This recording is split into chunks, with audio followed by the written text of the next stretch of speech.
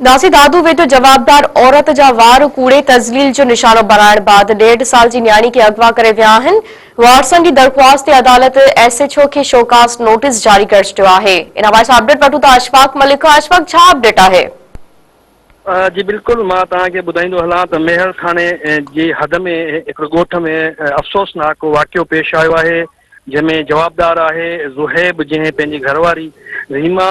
जा मथे जा वार कूड़े ऐं उन खां पोइ उन ते तशदुद करण खां पोइ 1.5 साल जी नींगरी आहे शीरीन, जंहिंखे हू अगवा करे विया आहिनि। वारस जेको आहे सो मेहर थाणे ते पहुता, पर पुलिस उन्हनि जो केस दाख़िल करण खां इनकार कयो, छाकाणि त उन्हनि मुतासिरनि जो चवण लाइ त उहो जेको छोकिरे जो वालिद आहे उहो पुलिस जो रिटायर जमानदार आहे, जंहिंजे करे पुलिस जेको आहे सो असांजो केस नथी वठे। उन खां पोइ वारसनि पारां दादू जी अदालत में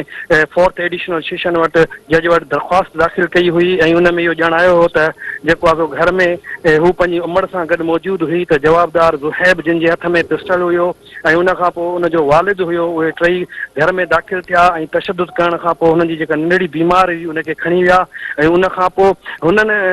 जेको आहे दादू में ॿारड़ी जी बाज़ियाबी लाइ जेका दरख़्वास्त ॾिनी हुई उन ते SHO ॿारड़ी खे बाज़ियाब न कराए सघियो ऐं पाण अदालत में पेश न थियो, जंहिंखां पोइ अदालत पारां उनखे 1 कलाक जे अंदरि कोर्ट में तलब कयो, पर SHO कंहिं कमकार सां हुअण करे उहो अदालत में पेश न थियो, जंहिंखां पोइ उनखे शोकास नोटिस पिणु जारी कयो वियो आहे। ऐं मां तव्हांखे इहो ॿुधाईंदो हलां त